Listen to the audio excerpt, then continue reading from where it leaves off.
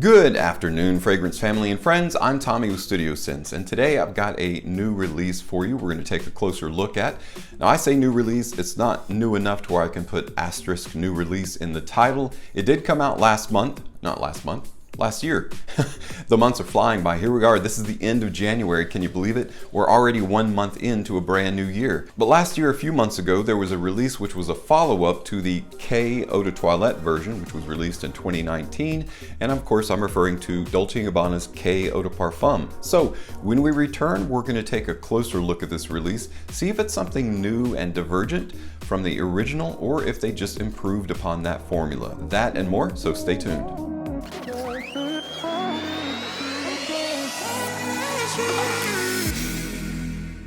Hey guys, and welcome back. So yes, we're talking about a brand new release. It is K Eau de Parfum by Dolce & Gabbana. And while we've seen this presentation before in the Eau de Toilette version, let's go ahead and check out that presentation.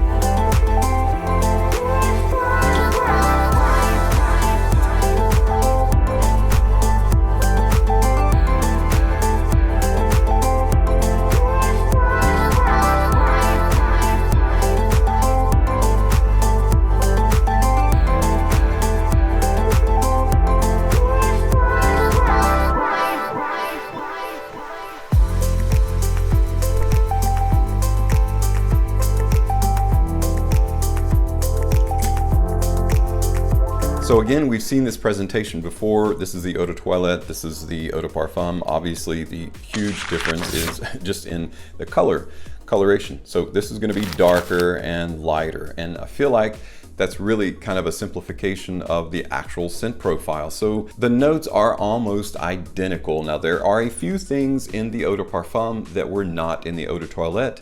We're going to go over the note breakdown and talk about the difference. The juice is probably similar in color as this. I can't guarantee that that's the case. Glass is primarily the darkest color, and the juice is probably a little bit darker than the Eau de Toilette. So that's it. That's literally the difference in the presentation between the two. Also, the perfumers remained the same. Daphne Bouget and Natalie Lorson were the two master perfumers that created K Eau de Parfum. Let's go over that note breakdown. Dolce & Gabbana K Eau de Parfum note breakdown.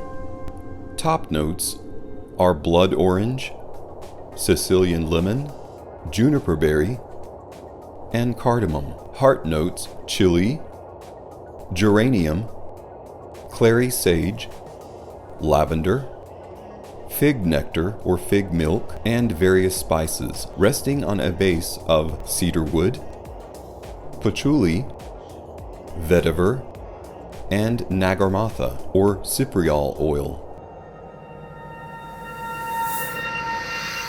From what I can tell, the only difference in the OG formula and the Eau de Parfum version is that they've added cardamom, they've added fig nectar or fig milk, and they've also added cypriol oil, or what's called nagarmatha. They've probably included the same spices that were in the original, probably just bumped it up. So there's a little bit more of everything, and let's hope there's a little bit more of what we like about it. And I'm pretty sure that they probably tweaked the formula just enough to be that much better.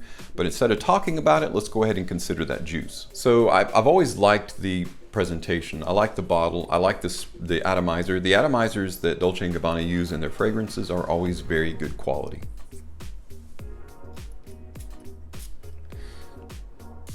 Okay, so I'm getting a really heady burst of juniper berry. So what I did like about the original K Eau de Toilette was that juniper berry. Now, if you don't like juniper berry, and if you've never heard of juniper berries are what flavor gin. So if you're a gin drinker, if you like gin and tonic and didn't realize it, juniper berry basically is what you're getting. It's a little bit acerbic, sharp, and bracing. It's almost terpenic, like pine, because of course it grows on trees. While K Eau de Toilette did mimic a nice clean laundry detergent similar to Prod'Homme, it wasn't as pleasing to the palate as Prod'Homme was, especially in that dry down. There was a little bit of an overlay that a lot of people didn't like. And so what they did with the Eau de Parfum is they fixed that issue by cutting it with fig milk or fig nectar. And then they boosted attributes of the original that people did like, which is that juniper berry, and they added a little bit of spice to it to give it some variation, so that what you're getting is not just a juniper berry sandwich. They say variety is the spice of life. Well, they added spices to add variety to this fragrance, quite literally. Put this all over me because, oh, that went in my ear.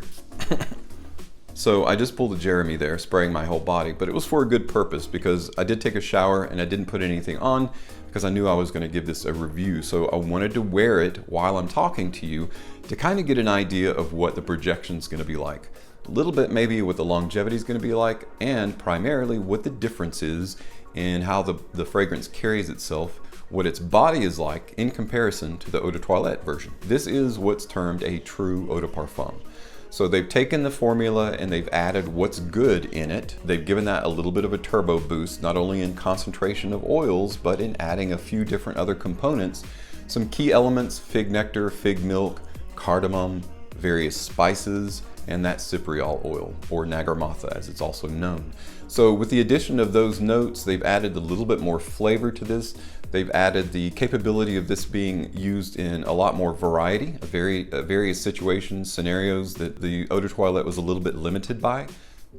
Man, that's so much more pleasant. And that's really what a true Eau de Parfum is. It's like a tweaking of the OG formula to make it even better, which is, yes, probably what they should have done in the first place instead of beta testing it on the mass public.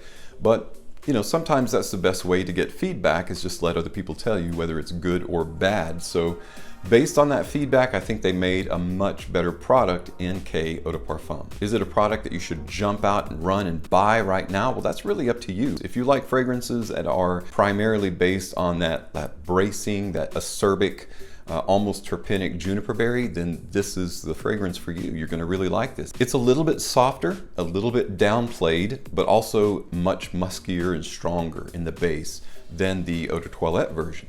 And that abrasive overlay that was part of the dry down of the Eau de Toilette is completely gone in the Eau de Parfum. So that's the positive. The negative is, it's just a blue fragrance. It's not anything outstanding. It's not reinventing the wheel, but for what it is and the price that it's likely going to drop, it's already dropped in price now. Like when it was first released, of course, it was over $100.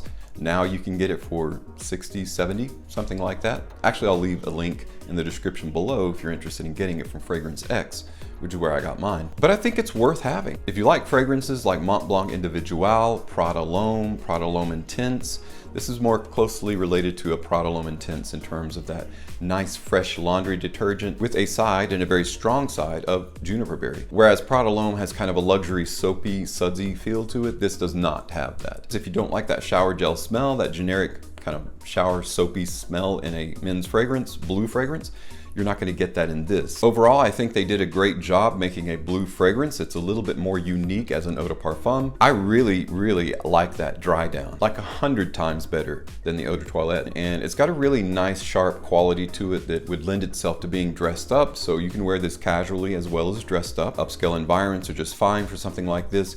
As a year-round fragrance, it can be a signature scent. There's not going to be anything that would stipulate that you have to wear this in a particular season, at a particular kind of weather. And again, when the price drops at discounters, I think it's going to be a really good deal and a really super solid fragrance to pick up.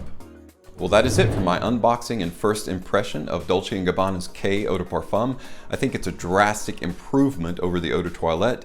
Is it worth running out and getting right now? Well, you might want to wait a little bit until the price drops. I think it'll be a super solid hidden gem at a lower price. Right now at its current price, it's just a nice laundry fresh juniper berry-esque blue fragrance. Again, thanks so much for stopping by, checking out my video today. As always, thank you so much for your support on my channel. I'm Tommy with Studio Sense, and I'll see you tomorrow.